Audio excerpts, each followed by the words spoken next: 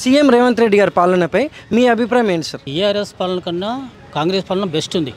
అంటే ఇప్పుడే కాబట్టి కొంచెం టైం పడుతుంది. 6 గ్యారెంటీ అంటే 6 గ్యారెంటీ అమలు చేస్తేనే మళ్ళీ బాగుంటుంది. ఇప్పటికైతే కొంచెం పర్వాలేదని మాకు అనిపిస్తుంది. ముందు కూడా మొత్తం అమలు చేసేయాలి. ఇప్పుడు టీఆర్ఎస్ చేసినటువంటి అప్పు 6,500 కోట్లు నెలన కడుతారు గవర్నమెంట్ వాళ్ళు. అంటే మరి అవే ఉంటే ఇక్కడ మంచిగా రెస్పాన్సిబుల్ ఉండేది. కానీ టీఆర్ఎస్ వాళ్ళు చాలా మోసం చేసి వాళ్ళే బాగుపడరు, కానీ బయట వాళ్ళు బాగుపడలేదు. వాళ్ళ ఇంటి కుటుంబం బాగుపడదు. 100% చెప్పాలంటే వాళ్ళు అన్నీ చెప్పారు కానీ ఏం చేయలేదు.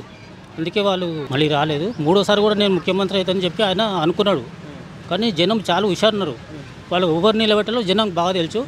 దయచేసి నేను ఏం చెప్తున్నా అంటే కాంగ్రెస్ వాళ్ళు కూడా ఇచ్చిన హామీలు నెరవేరాలి.